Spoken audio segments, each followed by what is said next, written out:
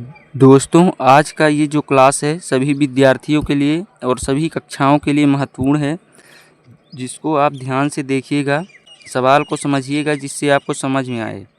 तो इस वीडियो में आप सीखेंगे गुणनखंड ज्ञात करना। गुणनखंड कैसे ज्ञात करते हैं, तो आइए समझते हैं। सबसे पहला आपका प्रश्न है 2x² + 7x + 6। इसको करना क्या होता है, सबसे पहले समझते हैं। पहले पद का अंतिम पद से गुणा कीजिए, सबसे पहला काम। तो इसका गुणा हम इससे करते हैं 2x² गुणे 6, 2 छक्का 12x² होगा। अब यहाँ है 7x, ठीक है। तो 7x को हमको ऐसे दो भागों में बांटना है कि यदि हम गुणा करें तो 12x² आए और जोड़ें तो 7x। तो यदि हम 4x + 3x करें तो 4 3 7x होगा और गुणा करेंगे तो 12x²। तो ये हमारा गुणनखंड मिल गया।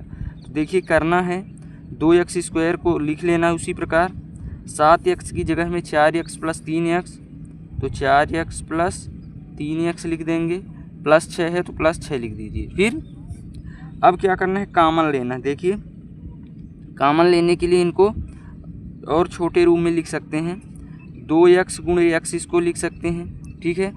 प्लस इसको क्या लिख सकते हैं, 2 गुणे 2x लिख सकते हैं, 2 दूनी 4x होगा।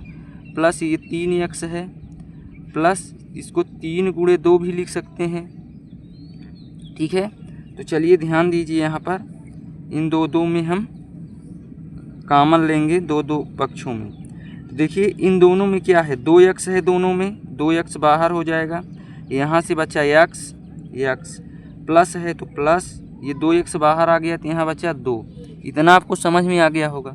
फिर यहाँ देखिए प्लस है तो प्लस लगा दीजिए, दोनों में क्या है 3 है तो 3 बाहर कर लेते हैं, तो इसमें से ये x बचेगा तो x लिख लेते हैं, प्लस है तो प्लस, और ये 3 बाहर आ गया तो 2 बचा। ये तो समझ में आ गया। अब ये सेम संख्या है, इनको एक बार लिख लेते हैं, x + 2 और 2x + 3, ये हो गया, इसको लिख लिए। तो ये हमारा क्या निकला, गुणनखंड, ठीक है ना। तो इस प्रकार से आपको गुणनखंड के सवाल हल करना है।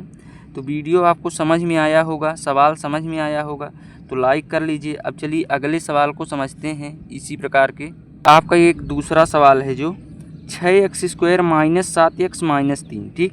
अब इसको कैसे करेंगे, सेम उसी प्रकार करना है, ध्यान दीजिएगा। पहले पद का अंतिम पद से गुणा कर लेते हैं, तो 6x² गुणे -3 बराबर होगा 6 त्रिक 18 x² माइनस का, ठीक है। यहाँ माइनस का 7x है, इसका हम ऐसा दो भागों में बांटें कि माइनस का 7x आए, जोड़ें या फिर घटाएं, ठीक है। तो हम क्या कर सकते हैं, यदि 4x - 3x, ठीक है, -4x और -3x करें तो 4 3 -7x होगा और 4 तिहाई 12x, लेकिन ये क्या चाहिए, 6 त्रिक 18 चाहिए, तो ये हमारा गलत हो जाएगा।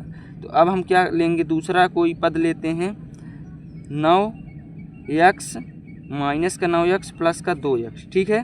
तो 9 दूनी -18 हो जाएगा और 9 में 2 घटेगा तो -7 मिल जाएगा, ठीक है। तो ये आपका गुणनखंड ये कहलाएगा। तो इसके जगह में हम इसको लिख सकते हैं। तो आइए इसको 6x² को उतार लीजिए, -7x की जगह में क्या लिख देते हैं, पहले 2x को लिख लीजिए, फिर -9x को आगे भी लिख सकते हैं, -9x + 2x - 3, ठीक है। अब देखिए क्या होगा, इनका थोड़ा गुणनखंड और छोटा कर लेते हैं कॉमन लेने के लिए।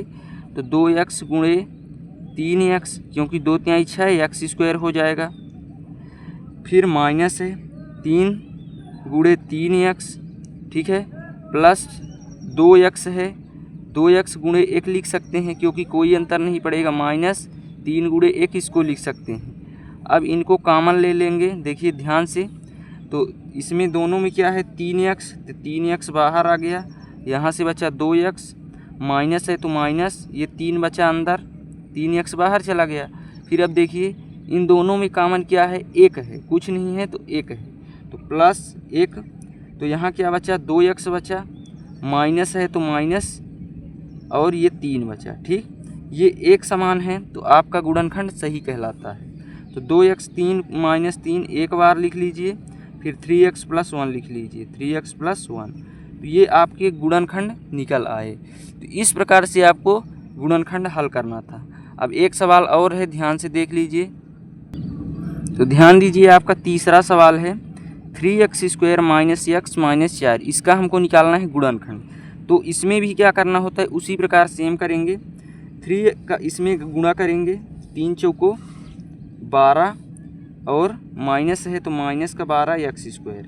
यहाँ पर माइनस का एक्स है तो माइनस का एक्स को ऐसे हम जोड़े घटाएं कि यहाँ पर माइनस एक्स आए और यहाँ पर 12 आए। तो देखिए, यदि हम 4x प्लस 3x करते हैं तो 4 में 3 घटेगा, माइनस का x मिलेगा, और यदि गुणा करेंगे तो 4 3 माइनस का 12x स्क्वायर मिल जाएगा। तो ये आपका गुणनखंड हो गया। ठीक है, माइनस का 4x प्लस का 3x। तो आइए इसको लिखते हैं यहाँ पर, इसके स्थान पे 3x स्क्वायर को सेम उतार लेना है उसी प्रकार, माइनस 4x प्लस का 3x माइनस का 4, ये इसको लिख लीजिए।